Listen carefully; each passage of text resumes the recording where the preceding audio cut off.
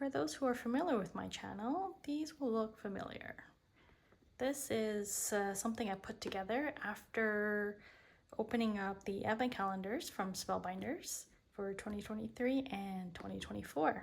Since it is advent calendar season, I thought maybe I just come on and I guess do a quick share of how to put one of these together if you were interested.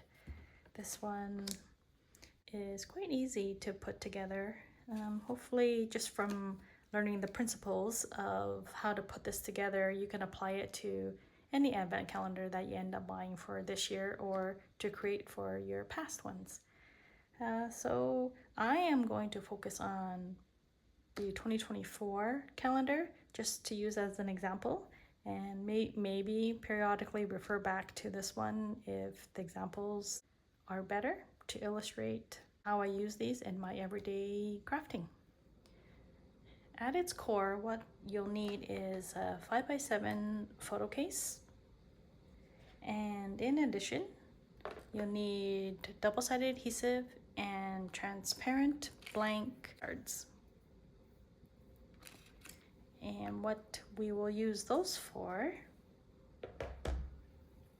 is to adhere the dies and the make to the backing, which is the transparent cards. As for putting the adhesive on the card, it's not one rule. So once you lay out the dies, you can kind of see how much adhesive you need. And anytime that you miss any, just add adhesive until all the pieces have a place to mount to. So each day is very different depending on how many dies there are, but I do try to fit it all on this. And so far with the size for the ones in the Spellbinder calendar, it all fits on the 2 by 3.5 size. And then also for the make, same thing. However you decide your make needs to look like, then you just add the adhesive like that. So the hot air balloon has somewhere to sit, and then the banner as well, like that. So every day is different, and of course you can lay it out any way that you need. If this is better, like this, if you prefer your dies there, whichever way works best for your system. So let's look at the components of each day. Each of the days will have it numbered here corresponding to the advent calendar. And it will have the make, it will have the die, and if possible, I kept this image that was provided inside the box. So in Spellbinder specifically, when you open it up, on the back side, it will show a silhouette image of what the item is. So I opened it as carefully as I could. And when there was tears on it, I would just put it through my paper trimmer and just clean up the edges. I mean, it does not have to be exact. All you need to ensure is that you capture the image. And then that's what I did. So just in comparison here, this is day 1 and day 3. And I put those two as vertical. But then when it came to day 4, these were the banners, and they fit better as horizontal. So that's how I did that. And you can do it as you see fit, but every day is different. But really, as long as you have the day referenced, if you have this, the image from the packaging, and just so your future self will thank you, you can quickly skim through all of this and know exactly what each die makes, and also the scale as well. Because sometimes, as we know, it's hard to tell when it's in parts what the sizing is once it's put together. Okay, so that is at its core the foundation of each page. So we're going to start off with the sequences, and there were 3 days: day 9, 18, and 22. And with the sequence, there are 2 sizes inside. So I made sure I reflected that on my card here.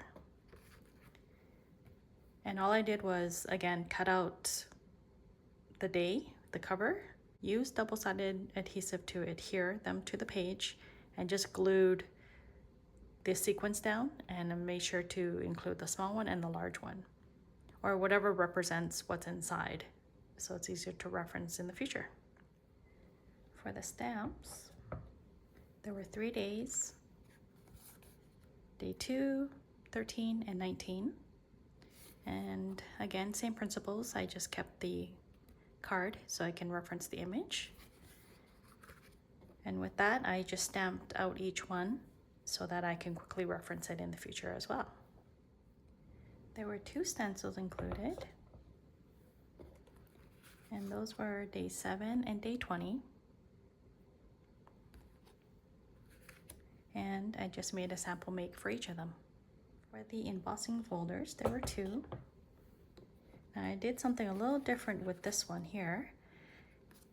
Because the sheets were long, it allowed me to do something different where I just laid it down and just adhere the bottom and the top for each of these. And then when I made a sample make of the folders, I was able to just slip them in from behind, and that way they were kept together. I didn't have to do it like the others for the stamp and the stencils where those were separate. I was able to do that.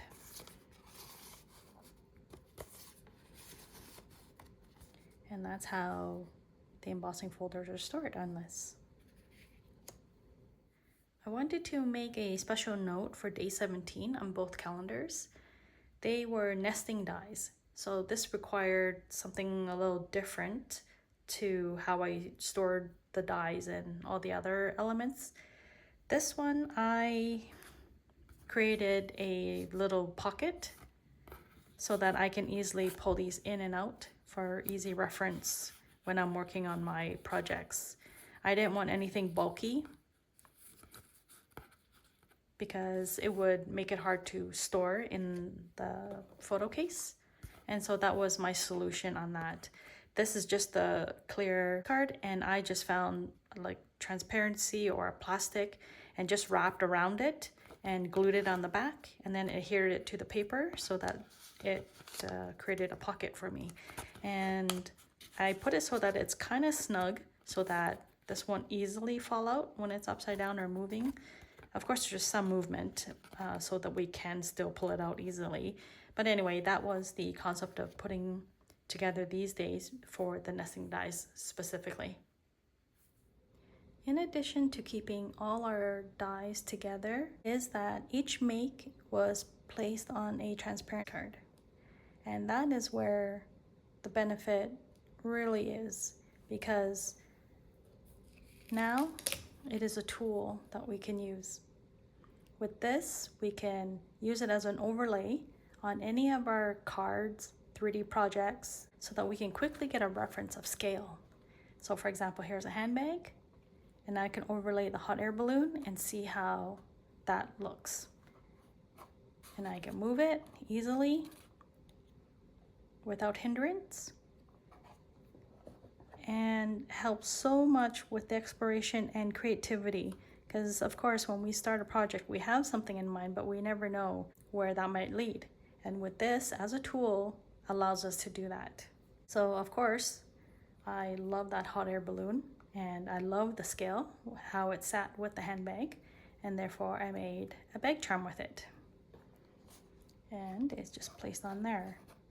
So some of you may have seen some of the videos of the advent calendar series that I did for this handbag for last year, and you can see all of those if you like. If not, I'm just going to show you examples of how the exploration happened. So that's the hot air balloon, right? I also have the French bulldog, and same principle, just removing that, doing the overlay effect, and certainly loving it. So of course, what did that lead to? It's also a bag charm, and there's that. We have a turtle,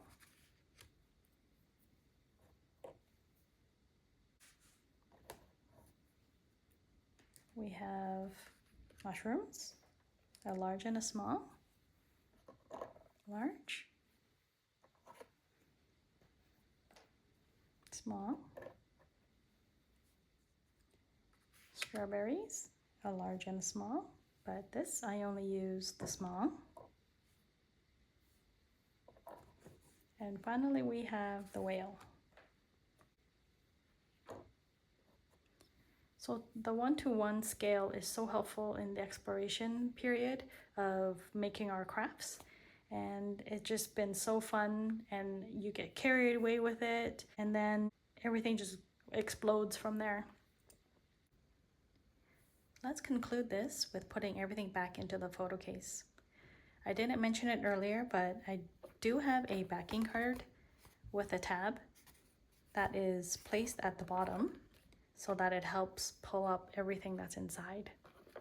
And then the cover page was actually just me going onto the internet, finding an image of it, resizing it, and printing it out at Staples. Here's everything that's going to go back into the case. We have the embossing folder, stencil, stamps, sequins, and with the dies, because all the dies are at the bottom, it makes it thick there. So I just split up kind of in between, I think it's from day 12. I will just take that pile and then turn them upside down and put them in. And then the remaining will be right side up. So then it balances the thickness inside and it makes it easier to store. And the samples of the stamps and the stencils just sit on top. And I put on the cover, and then that's it. And it's exactly the same for the 2023 calendar. And as for the embossing folders, the sequins, the stamps and stencils, I just put them in a little container on its own and then just put them on the shelf. And I put both calendars all in one place so that I know in here is the advent calendar material. Thank you so much for sharing your day with me and watching this long video. I just wanted to share how we can turn something like this into something more manageable and store all our little dies into a photo case. And when we feel creative, we can just pull these out off the shelf onto our crafting table and just have fun. Thank you again for watching, and I will see you next time.